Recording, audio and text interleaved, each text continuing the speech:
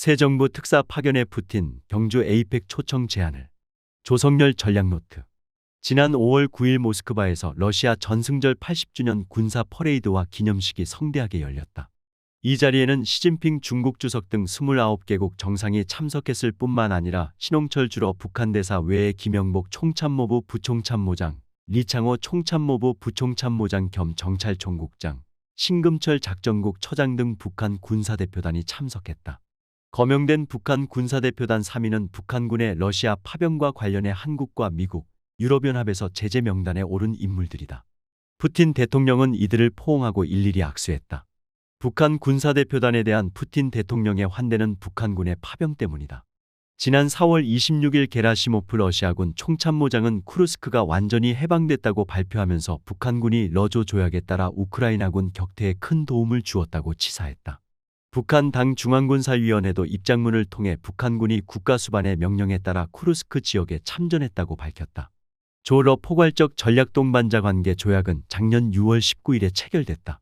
러시아는 상하원 비준을 거쳐 11월 9일 푸틴 대통령이 비준서에 서명했고 북한에선 11월 11일 김정은 위원장이 서명했다. 작년 12월 4일 모스크바에서 양측이 비준서를 교환함으로써 조약이 발효됐다. 이 조약은 어느 한 나라가 전쟁 상태에 처하면 다른 한쪽이 군사 지원을 제공하기로 명시하고 있다. 북한군의 러시아 파병으로 북러 관계는 혈맹 관계로까지 격상되고 북러 조약은 포괄적 동반자 관계를 넘어 명실상부한 군사동맹 조약의 성격을 띠게 되었다. 북한은 재작년 9월 북러 정상회담 2달 뒤 11월에 정찰위성 만리경 1호 발사에 성공했다. 또한 작년 북한군 파병과 전투 참여 이후 금년 들어 핵동력 전략 유도탄 잠수함과 5,000톤급 구축함을 건조하고 있다고 밝혔고 5월 15일에는 정찰 무인기 샛별 -4형, 공격 무인기 샛별 -9형과 함께 미그 -29기에서 신형 공대공 미사일을 시험 발사하는 장면을 공개했다. 북한의 빠른 첨단 무기체계 개발은 러시아 군사기술의 지원 없이는 불가능한 것이다. 러시아가 북한과 군사적으로 밀착하게 된 것은 우크라이나의 무기와 탄약을 우회 제공한 윤석열 정부의 책임이 크다.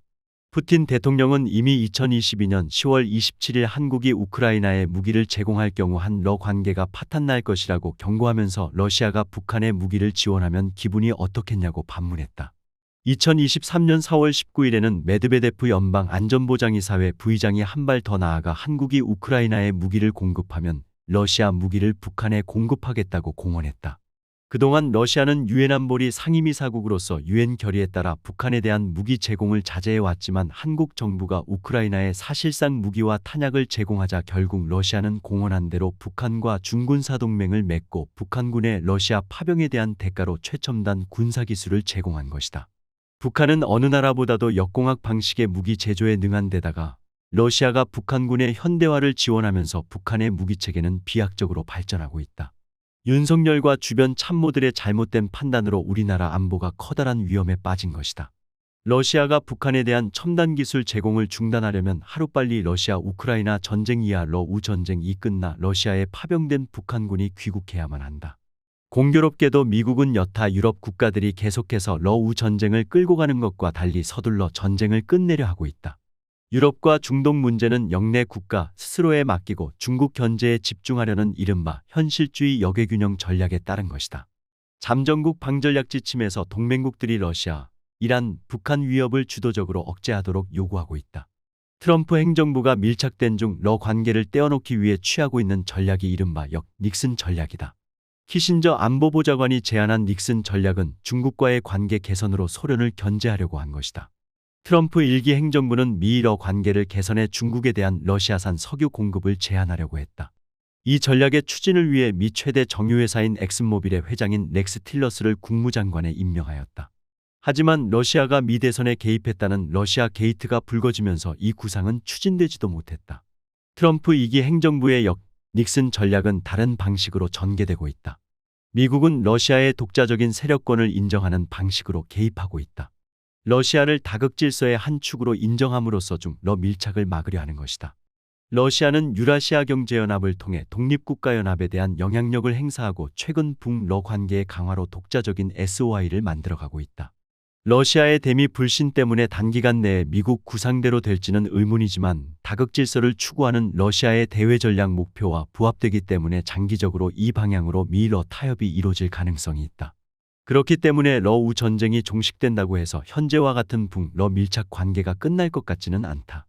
러우종전으로 북한군의 파병이나 북한제 무기의 러시아 지원은 더 이상 없을 것이다. 하지만 러시아로서는 북한을 자국의 세력권 안에 묶어두기 위해 경제적으로나 외교적으로 북러 관계를 지속할 필요성을 갖고 있다.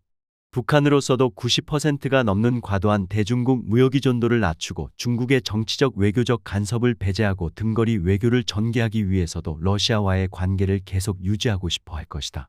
최근 러시아의 첨단 군사기술 지원으로 북한의 군사력이 급격히 향상되고 있어 이를 막기 위한 조치가 시급하다.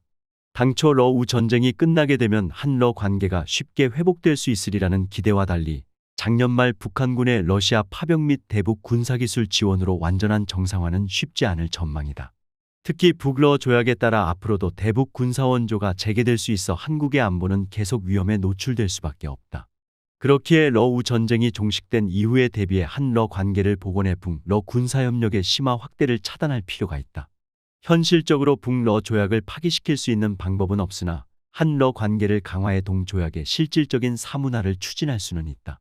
북한의 유일한 동맹국인 중국과 한국이 1992년 한중수교 이후 경제협력이 활발해지면서 북중 우호협력조약이 사실상 사문화된 사례가 있다. 따라서 밀착된 북러 관계를 이완하고 북러 조약을 사문화하려면 한러 관계를 조속히 회복해야 한다.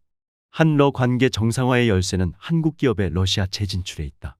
러우 전쟁 이전까지 한러 관계는 매우 우호적이었으며 현대 기아, 삼성, LG 등 한국 대기업이 진출하는 등 러시아는 한국의 주요 시장이었으나 지금은 모두 철수한 상태이다. 하지만 푸틴 대통령으로서도 전쟁 수행을 위해 당장 북한의 도움이 절박했겠지만 종전 이후에는 전후 복구 및 경제 회복을 위해 한국과의 경제협력이 절실하다고 생각하고 있을 것이다. 우리나라로서도 러시아는 주요 시장일 뿐 아니라 시베리아 극동 개발과 자원협력, 북극 항로 개척, 그린란드 개발 참여 등 국익이 걸려있는 우리 경제의 블루오션이다. 따라서 한러 관계의 회복을 위해 종전 이전이라도 러시아에서 철수한 한국 기업들의 재투자와 재진출이 이루어져야 한다. 우리 기업의 활로를 뚫어주기 위해서는 6월 4일 출범한 새 정부의 역할이 매우 중요하다.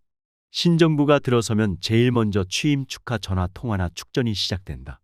2017년 5월 푸틴 대통령은 문재인 대통령의 당선, 취임을 축하하는 축전을 보내왔다.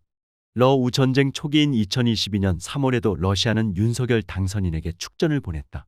한국 대통령의 당선 또는 취임 초에 특사 파견 외교도 시작된다. 한국만의 독특한 특사 파견 외교는 주요 국가의 신정부의 대외 정책을 설명하기 위한 것으로 노무현 대통령 당선인 때 처음 시작되었다. 노무현 정부 때는 당선인 시절인 2003년 2월 조순영 전 의원이 모스크바에 파견되었고 이명박 정부 때는 2008년 1월 이재호 의원을 단장으로 하는 특사단이 파견되었다. 미국보다 중국에 먼저 특사를 보냈던 박근혜 정부는 러시아와 일본에는 특사를 파견하지 않았다. 인수위원회 없이 출범한 문재인 정부는 2017년 5월 송영길 의원을 단장으로 하는 러시아 특사단을 파견하였고 푸틴 대통령을 직접 만나 문 대통령의 친서를 전달하였다. 이번에 신정부가 출범해 대통령 특사단을 모스크바에 보내려고 해도 러시아가 받을지는 의문이다.